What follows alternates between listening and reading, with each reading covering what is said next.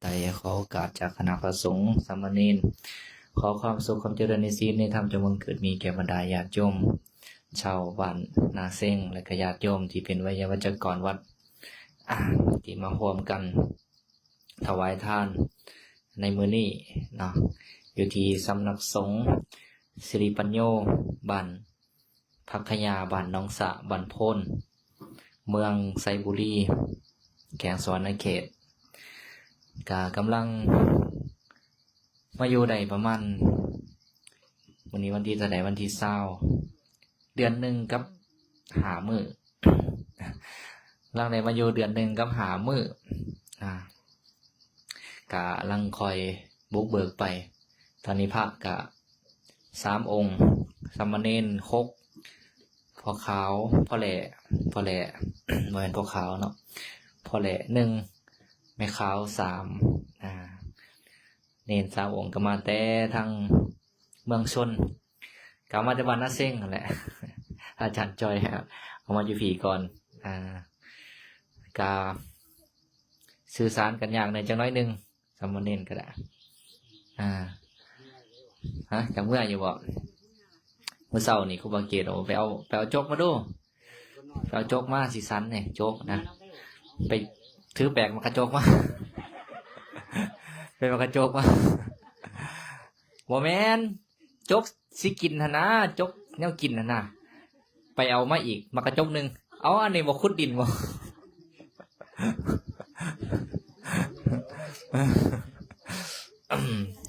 เวลาเพิ่นไปเฮ็ดเวียกกับเพิ่นก็คุยเป็นภาษาเพิ่นท่านนี้ก็บ่ฮู้เรื่องนำก็พอได้เว้าหยอกเพิ่นเดี๋ยวเราสันเขาก็พอหยอกปออะดงนะก็อยู่กันซั่นนี่แหละที่อยู่ที่พักอาศัย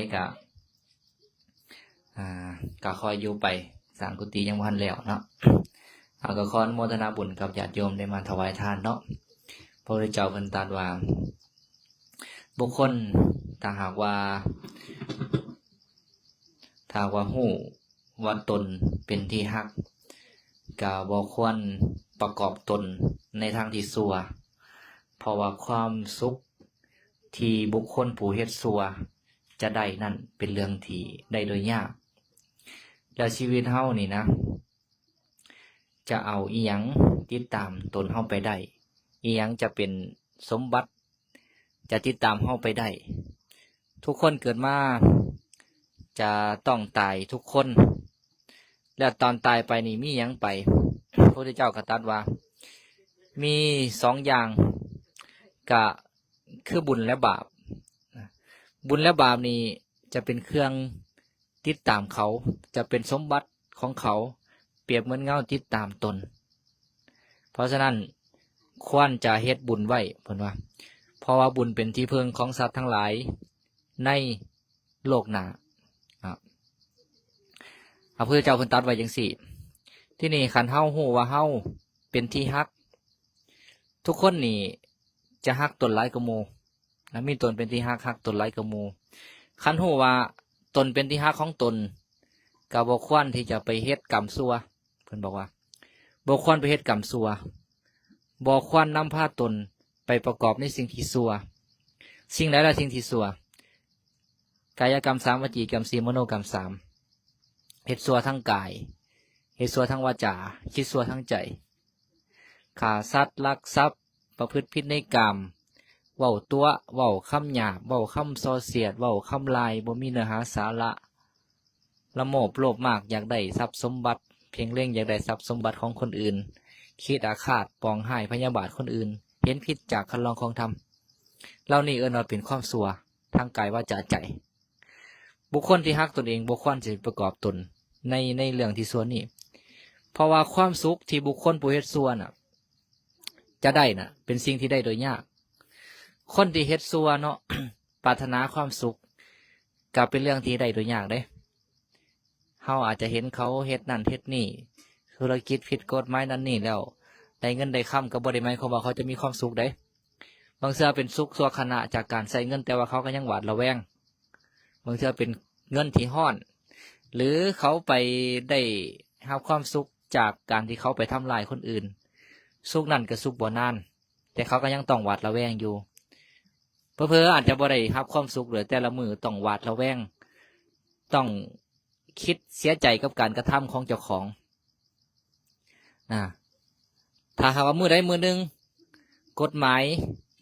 จับได้ไล่ท่านเนาะตำรวจทหารเจ้าหน้าที่บ้านเมืองเขาจับได้ไล่ท่านก็ถือปรับไม้ใส่โทษติดคุกติดตาราง หรือว่าถือประหารชีวิตหรือว่าถ้าหากว่ากฎหมายบ้านเมืองจับบ่ได้เอาผิดบ่ได้กระโทษของกรรมที่เฮาเฮ็ดผลล่ะที่เฮาเฮ็ดจะส่งผลให้แน่นอนเพราะฉะนั้นบุคคลที่เฮ็ดชั่วนี่จะปรารถนาความสุขนี่เพิ่นว่าเป็นเรื่องที่ได้โดยยากสำหรับคนที่เฮ็ดดีวันนี้โดยกายวาจาใจนี่ อยู่ไสก็รู้สึกว่าปลอดภัยบ่หวาดระแวง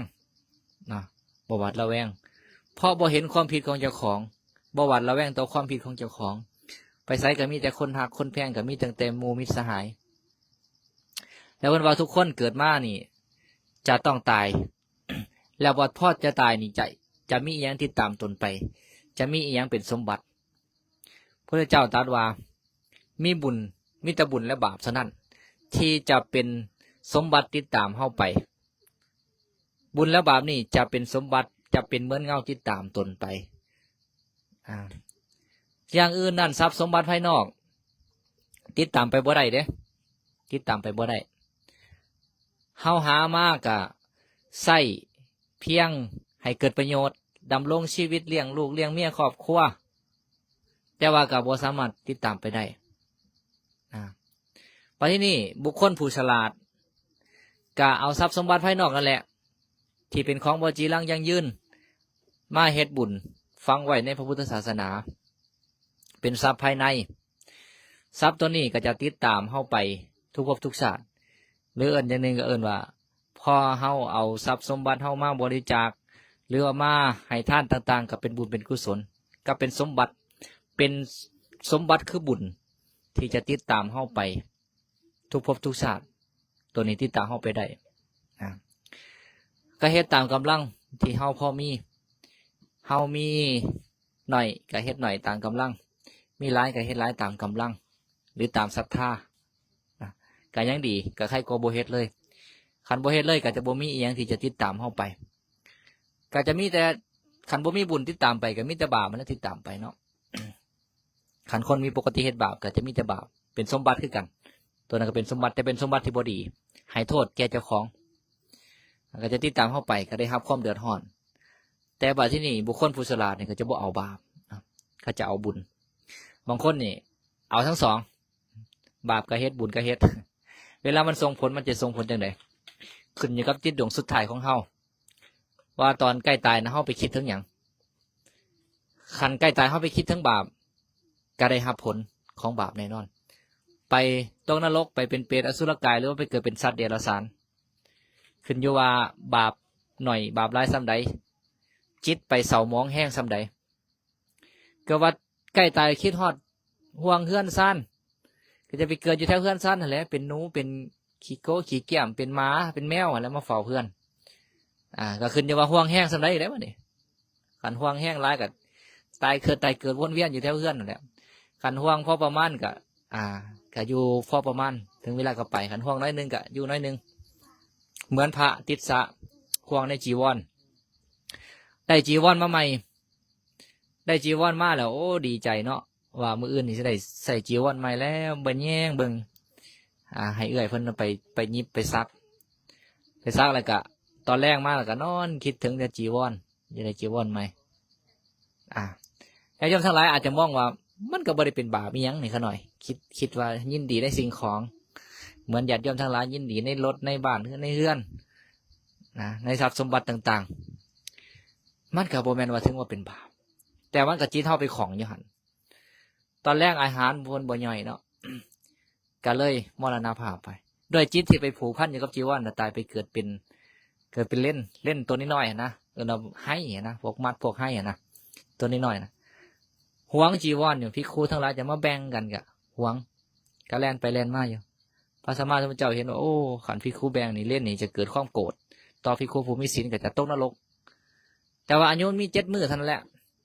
พระเจ้าก็เลยบ่ให้แบ่ง ให้ผ่านไปเป็นมือที่8จังค่อยแบ่งพอผ่านไปมือที่8เล่นน่ะก็ตายก็ไปเกิดถึงสวรรค์แต่ว่าเพียงแต่ห่วงเด้ห่วงจีวรคิดยินดีสำไหนเด้ยังไม่เกิดเป็นเล่นว่าที่นี่เฮาน่ะห่วงหน่อยห่วงหลายสำไหนแล้วว่านี่ว่าที่นี่คันเฮาไปเฮ็ดบาปอันเนาะเฮ็ดแต่แนวบ่ดีแต่ละมื้อนะแต่ละมื้อแต่ละเว้นเฮ็ดแต่แนวบ่ดีเว้าแต่แนวบ่ดีคิดตั้งแต่แนวบ่ดีใจมันก็จะไปผูกพันอยู่กับสิ่งเหล่านั้นที่เฮาเฮ็ดบ่ดีแหละพอเวลาใกล้ตายน่ะมันก็จะคิดถึงตั้งแต่เรื่องที่เฮาเฮ็ดเป็นประจำมาแล้วบ่มีเวลาไปคิดถึงบุญกุศลว่าที่นี่คันเพิ่นได้มีปกติเฮ็ดบุญเฮ็ดกุศลก็จะคิดถึงได้ง่ายคันนานๆเฮ็ดบุญเทื่อนึงแต่ละมื้อเฮ็ดแต่บาปบุญนี่นานๆเฮ็ดเทื่อนึงเวลาสิไปคิดถึงมันก็คิดถึงได้ยากเด้บางเทื่อมันคิดบ่สอดซ้ำว่าเจ้าของเคยไปเฮ็ดบุญอยู่ไสแน่คันคนเฮ็ดบุญจะตลอดนี่มันคิดถึงง่ายนะว่าเวลาใกล้ตายก็จะสามารถคิดถึงบุญกุศลได้ก็นำพาเจ้าของไปสู่สุคติโลกสวรรค์ได้เพราะฉะนั้นก็ควรจะเฮ็ดแต่บุญส่วนบาปนี่เล็กๆน้อยๆก็บ่ควรเฮ็ดเลยแล้วก็เมื่อผิดพลาดไปแล้วก็บ่ควรไปคิดถึงปล่อยมันไปแก้ไขบ่ได้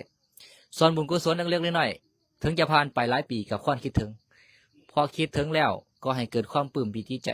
ดีใจเนาะก็ถือว่าเป็นอารมณ์บุญที่ตามรักษาส่วนใดที่คิดถึงบุญอารมณ์บาปก็จะบ่เข้าแทรกเพราะฉะนั้นก็ควรคิดถึงบุญแต่พระพุทธเจ้าก็ว่าบุคคลก็ควรจะทำแต่บุญเพราะบุญเป็นที่พึ่งของสัตว์ทั้งหลายในโลกหน้าเฮาตายไปบุญกุศลที่เฮาได้เฮ็ดได้กระทำไว้ก็จะเปรียบเหมือนญาติพี่น้องอันเป็นที่ฮักคอยต้อนรับเฮา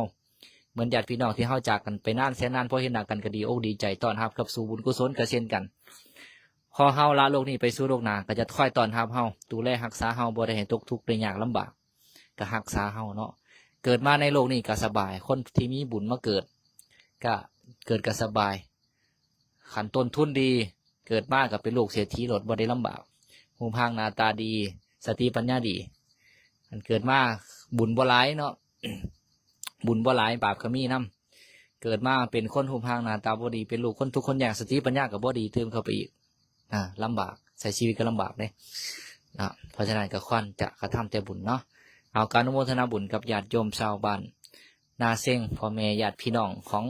พระอาจารย์เกษดาพรกับญาติโยมบ้านนาเซ้งทุกท่านทุกคนตามที่ได้อ่านไล่สื่อมาเนาะการอนุโมทนาบุญกุศลเด้อ เอามาแต่เจี๋ยก็พอแล้ว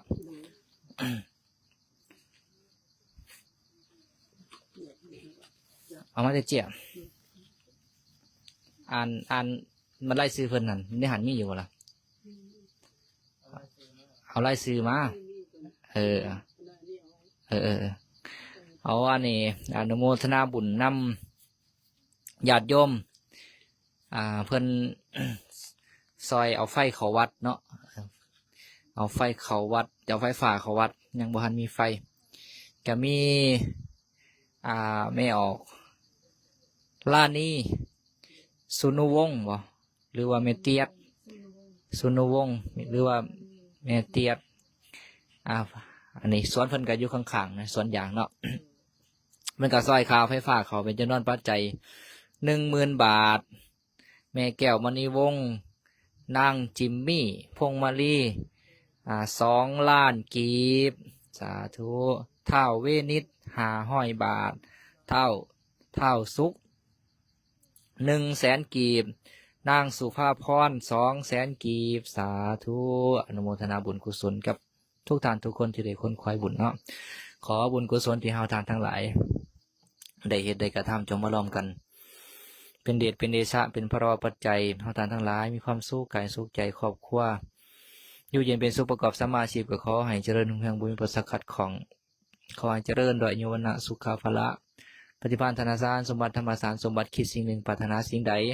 ที่เป็นไปโดยชอบประกอบด้วยธรรมขอความคิดความปรารถนาเหล่านั้นของท่านทั้งหลายจงสำเร็จในทิศทุกสถานในการทุกเมื่อตลอดไปโดยการจงทุกทานทุกคนเทิน